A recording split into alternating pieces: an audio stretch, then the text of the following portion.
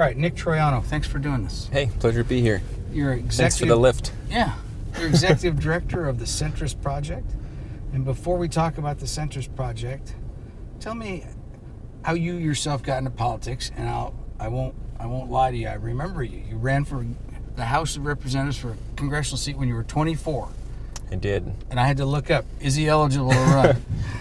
You have to be 25 by the time that you're sworn in, so I think I just made the cut. You would have made the cut. All right, and you ran in Pennsylvania's 10th district.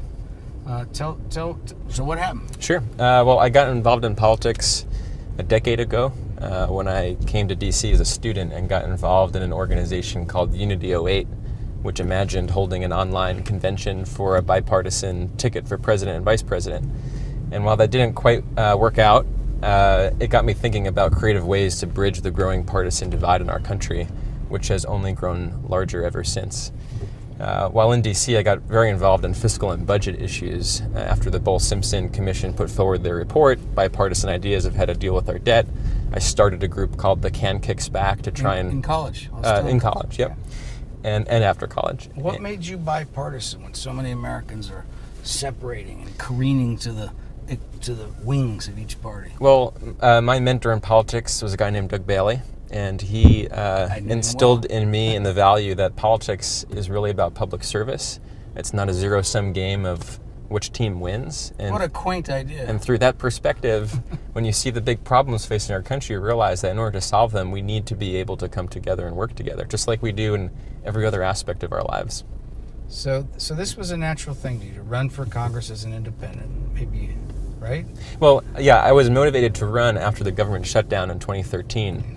It became clear to me that, as someone who cares most about the federal budget and national debt, that not only is our country broke, but our political system is broken, and until we change the incentives of people in office, we're never going to be able to deal with the large challenges we face.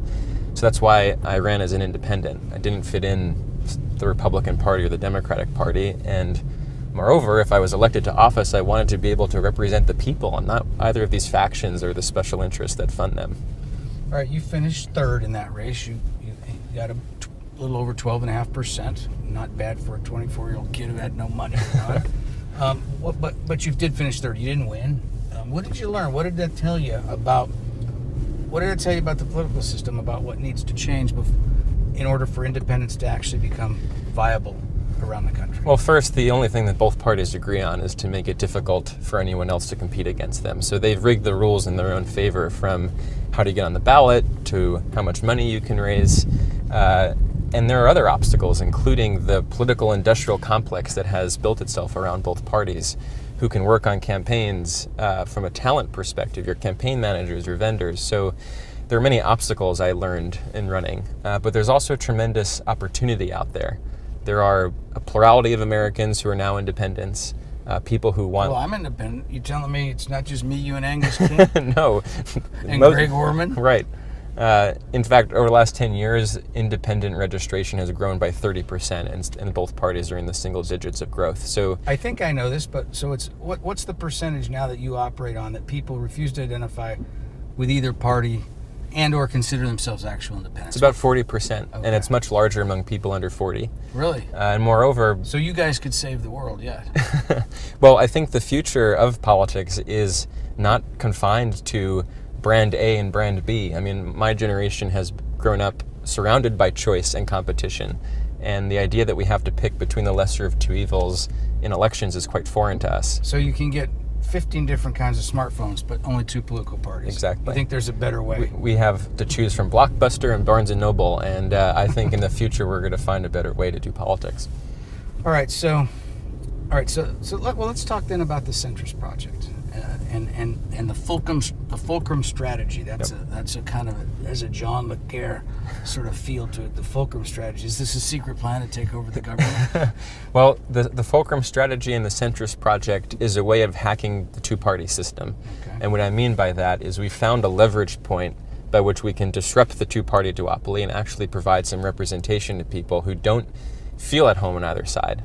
And what that means is we're working to build the infrastructure to recruit and elect a slate of 3 to 5 independent centrist senators. And United States senators. United States senators. And why that's important is those 3 to 5 senators could control the balance of power in the United States Senate.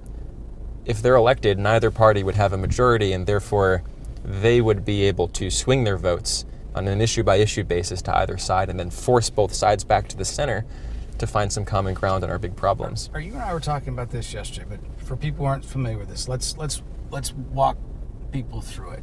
So let's say you elected an independent senator. Give me a state. Wyoming? Say Utah. Utah. All right. How about Alaska? Mm-hmm. Alaska, is that doable? Alaska has an independent governor right now. All right. Alaska and Wyoming. Should we throw in a Democratic state there? Sure. Let's choose New Jersey. New Jersey. All right. So that's 3. Let's say you were able to do that in next year? Yep, 18. 2018. All right. Then we've already got Angus King there, so we have 4. Who among them? And I think I know him because he's from West Virginia. I kind of like him, but. Who do you have in mind that you could sort of get to join your new movement? Well, right now in the Senate, are there 3 or 4 that might join? Yeah. Well, we think not only right now in the current breakdown of the Senate, we just need to get 3 independents in there. That balance of power might shift. Let's not cut it too fine. Let's go for 5 or 6. Sure. If we want to grow the caucus, those 3 that we just said. Yep. Plus Angus King of Maine, who's already an independent. Yep. Can you get a couple more? We think so. We think Joe Manchin, for example, from West Virginia, Ben Sasse from Nebraska. They're both independent leaders in the United States. That's one from each Senate. party. So now we've got, what was that? Now we've got 6. And so who's going to be the majority leader? Well, in that scenario, when they vote, those 6 will decide who it will be. Okay. And it will be someone who will govern the Senate, not as it's currently governed in a hyper-partisan fashion, but someone who can govern the Senate in a way that actually brings people together, the way that committees are assigned, the way that the rules are operated. That's the leverage that this group can have. So the fulcrum strategy is the 2 parties are so polarized but so evenly divided that if you can win 3 or 4 states, you can run the country. Absolutely. And this has been done on a state legislative level. You're going to bring up Jason Grenn. Yeah. All right, Jason Grenn. Yeah, I'm writing about this week, but I'm going to scoop myself, but that's okay. Tell our listeners about Jason Grenn, because that is a story I hadn't heard till yesterday. Well, Jason Grenn is in his mid-30s. He's worked for a nonprofit. He has a wife and a couple kids. Not much older than you. Not much older than I am. Also, like me, concerned about the budget deficit, except the budget deficit he's concerned about is in the state of Alaska. Okay. And what town does he live in? He's from Anchorage. Okay. And the legislature adjourned last session without dealing with the budget deficit. Democrats didn't want to budge on spending. Republicans didn't want to budge on taxes. Jason tried to find an independent to run in his district against the Republican incumbent, couldn't find anyone, and decided to run himself. So they had a government shutdown of sorts, their equivalent. And he said, well, all right, nobody else is going to do this. So he had no experience in politics. No experience in politics. He, was involved in his community. He cares about the future of his state. And decided. And what did he do for a living? He worked for a nonprofit organization. Yeah, right. Yeah. Okay. And so he decides to run in June of 2016 and spends the next 5 months knocking 5,000 doors in his district. 5,000 doors? Yep. So he outworked the Republican and the Democrat. Yep. And he won. And he did it while working, before putting his kids to sleep on the weekends, and he won by a couple hundred votes on Election Day. But the most extraordinary part is that Jason and another independent who was reelected that same cycle formed a new coalition in the Alaska State House. They formed a coalition with 3 moderate Republicans and switched the balance of power in the Alaska State House from all Republican control for the last 30 years to now a new bipartisan governing majority. And Jason has become the youngest and first freshman legislator to be appointed to the Budget Committee, where he's now working on the issue that motivated him to run in the first place. What's so interesting about that is that when Greg Orman, we mentioned earlier, when he ran for the Senate in Kansas, this is the scenario he had. He had this idea that this could happen. Right. And it's happened, but in a state pretty far, a small state, a state far away, idiosyncratic state, but still it's happened. Yep. So you think it could happen here? They call Alaska the last frontier state, but it's the first frontier for independence. They have an independent governor. They have 2 in the legislature. the wave of independence is already beginning to come from the states, and it's going to arrive at Washington before long. There's a couple independents in the main state house. There's a couple incumbent state senators who switched their party from Republican or Democrat to independent. So there's a movement already building out there that not many people know about, but it foreshadows what can happen at a federal level because people have had it with both parties. Well, more are going to know about it now because this is a very popular program, Changing Lanes. Nick, let me ask you another. Let me play I'm a reporter, so let me play devil's advocate. Sure. I'm from California, where you're living now. You live in my home state, my hometown of San Francisco. But the great Assembly Speaker, Jess Unruh, used to say, money is the mother's milk of politics. And it's a lot easier to raise money now than it used to be with the internet. But still, to get these independent candidates in these states, you would face an avalanche of money from the parties, especially if they got wind of what was going on, and especially if the Republican Democratic Campaign Committee, the Republican Senate Campaign Committee got in mind, oh my God, this could happen. They'd start spending a lot of money. How are you going to match that? Because you do need money to run political campaigns. What's your idea of how your candidates could stand up to the onslaught of money that would be spent against you? Well, we think when there is a slate of independent candidates running nationally, it can catalyze a national movement of people who'd be willing to pitch into those campaigns. Because regardless if you're from a state where an independent senator is running, you're going to benefit from having a few independents in the Senate who can break through the gridlock and dysfunction.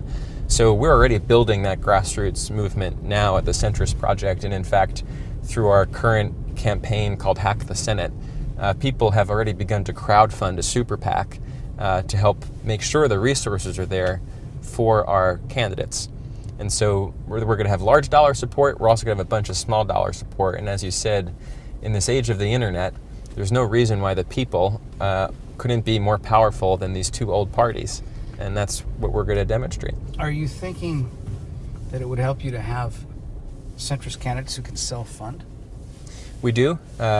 We are looking to run candidates who can win races. We're not looking to make a bunch of noise like the Greens or Libertarians. We're looking to win because that's how we're going to make a difference. And so we're looking for people that have some name ID in the states that they're running, people who have resources, or a network that can help them access both. Hey, I'll give you one. How about Howard Schultz in Washington State? Howard Schultz is a potential candidate who's very much aligned with what we think politics ought to be like in terms of leaders coming together to solve problems. Former Senator Chuck Hagel in Nebraska is another potential candidate that we'd like to see run. I knew Hagel from his old days at the VA in the Reagan administration. He's very much independent. In fact, he's served in Republican and Democratic administrations. Right. What these potential candidates need to know is that if they step forward, there's going to be a support mechanism for them. No one wants to, maybe besides me, run a kamikaze independent campaign for Congress. So that's what the Centrist Project is focused on. You know, we don't consider ourselves as a traditional third party. We're America's first unparty. We're building the infrastructure necessary to help these candidates win their campaigns without building a third party that carries the bureaucracy and costs.